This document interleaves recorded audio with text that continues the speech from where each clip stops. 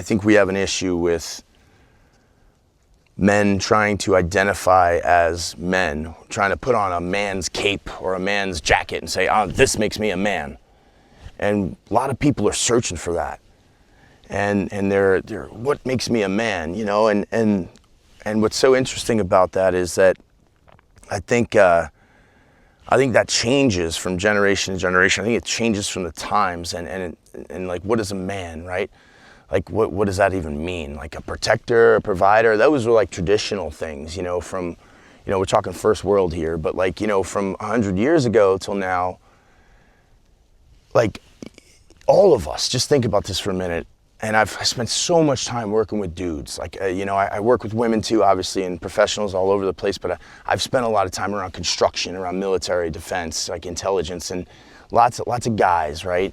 And there's a lot of bravado and a lot of like working with their hands, and I get to a lot of intimate conversations with these guys, right? I talk with them about mental health, about leadership, about life stuff, and making relationships with these people. I ask them all the time. I ask everybody, every dude I meet, what's your relationship like with your dad? Okay, well, cool. What's your dad's relationship? What was his relationship like with his dad? You know, and as we go back in generations, you start to realize like a lot of those men didn't even talk to boys. Get to work, right? Like earn your keep around here. You got to carry your water, kid. And that's how things were. Things were, you know, 100 years ago, people weren't sleeping on the nice beds we enjoy. Maybe they were, but not as nice as this. Like, you know, we have internet. We have, you know, ways to share information like this, you know, of, hey, this worked for me, hey, that worked.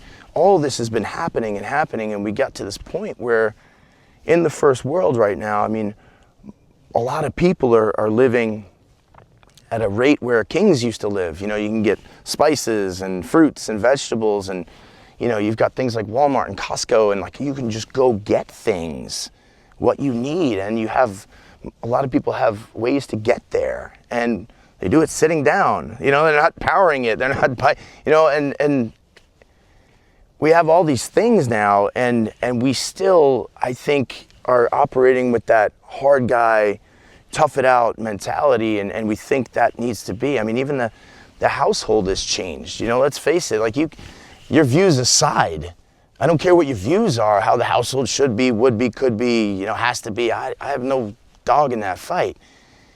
But like the household has changed, you know, the family structures have changed. The internet, there's a lot of people who are lonely. We had a freaking pandemic, right? Like people are lonely, they're isolated, they're living in ways that they haven't before. And, you know, I think there's a lot of guys searching for this archetype of how do I be a man? And I think, you know, we think about confidence, right? Because that's perennial, like confidence and provider and defender. These are like perennial old things, like, and that's cool. You can be all those things. We can all be all those things. Women can be those too. And in this world, as we're seeing, you know, people could be anything. And I think the most you could be or I could be is you and me. And so rather than trying to be a man, I turn it back inward and go, what do I want, man? Like, what's truly going on in here? Because trying to be a man is trying to put on some outside shit. Like, the world wants me to be that.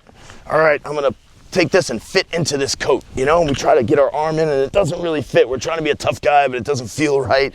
Or we're scared or, you know, whatever. Or it's just insecurity, man. It's all insecurity that comes out with that kind of approach. And so you're trying to take a jacket and like make it fit. Well, why don't we just go inward and find out, you know, what we want and truly what makes us happy, what makes us glow, you know, what comes easy to us, what feels good in our heart, and what's our truth. Like, and for me, that came through a lot of quietness, a lot of meditation, a lot of time in nature, a lot of just reflection, like reflection inward, and kind of taking a look at what does Josh want, man? And that's something I didn't do for 34 years or 33 years, something like that. Like, I didn't really start treating myself like someone I'm responsible for. I think once you take responsibility for yourself, that's being a man.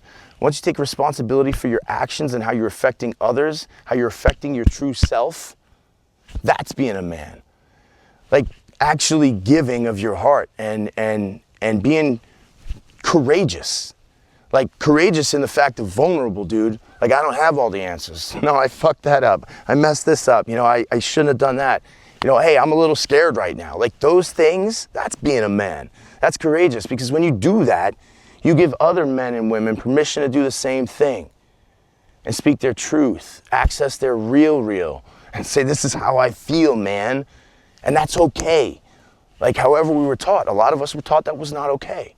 You know, boys don't cry, rub dirt on it, you know, get up, like whatever. Like, yeah, we've heard all that shit before, but it's not right.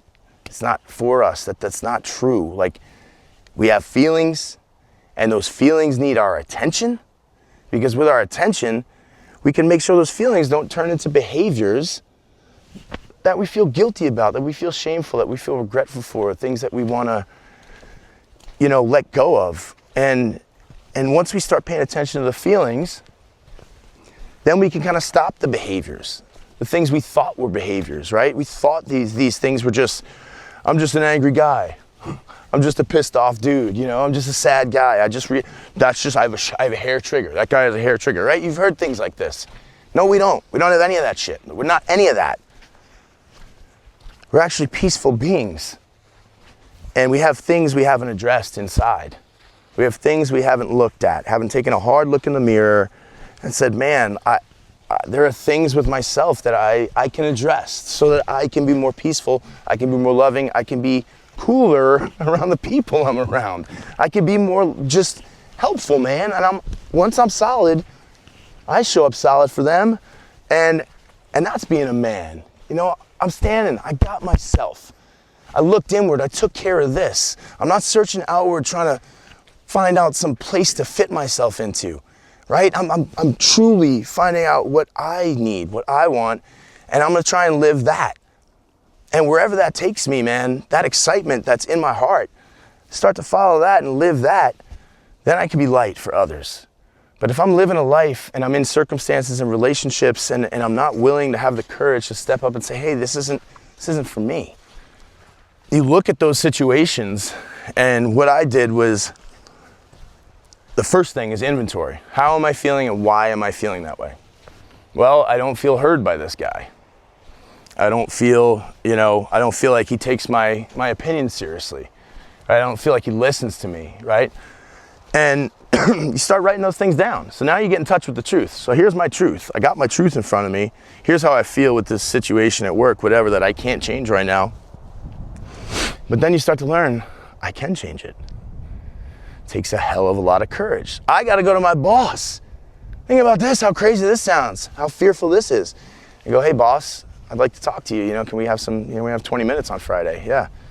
Sit down and say, hey boss, like, man, I feel like, you know, when I'm talking, I feel like it's not of any value around here. I don't feel like it's really being heard. You know, I feel like I'm not contributing, and I feel like I'm not, you know, is there anything I can do to communicate better or to contribute more on this team? I really want to make an impact. Like I want to be a part of this around here. I want to do a good job at work, and I feel right now like everything I'm doing is just not meeting the mark, or, you know, it's just not, it doesn't feel like it's worth anything.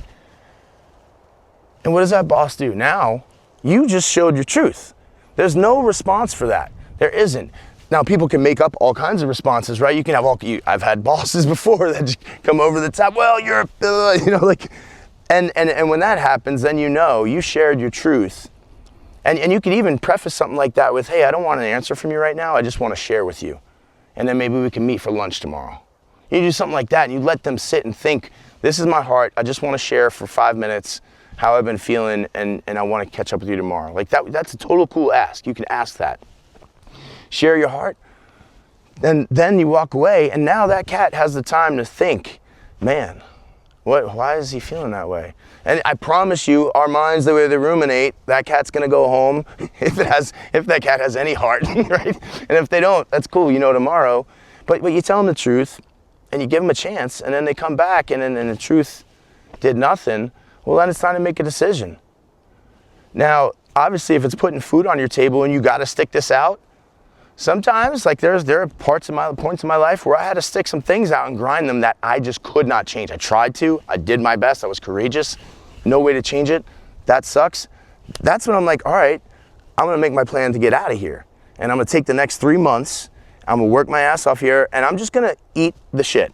Just gonna eat it and smile and try and be awesome and try and not dim my light because their light's dim, right? We never wanna do that and like soak down and go, oh, they're shitty, so I'm just gonna walk around shitty. No, we can be bright and light. Even in the worst situations, we can be brightness in the dark. That one candle can illuminate darkness for 10,000 years. Think about it in a cave, one candle, right?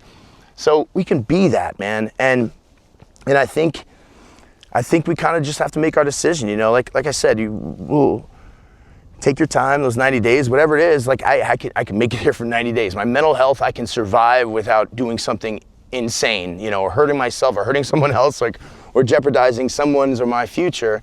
If I can make it 90 days here, then I'm gonna make a plan to get the heck out of here. But now, again, it had to start with what's my truth? How am I feeling? And that's another part of this modern masculinity thing that's going on with the, you know, I see these shirts that say, fuck your feelings. Like straight up say, fuck your feelings. It's like a Army veteran shirt or something like, and I'm like, man, why are you wearing that? Like in my heart, I'm just like, no. That's like the furthest thing from how we should be thinking about ourselves. Like, you know, and I'll probably get called a snowflake for that, whatever. And that's fine, man. But I tell you what, when you start paying attention to the way you're feeling, that's the key to figuring out how you're acting and why you're acting that way. And that's a key to unraveling things and starting to put yourself in new situations where you can flourish, be appreciated, be loved, be a part of something. But it takes you looking inward and then speaking up once you have your truth.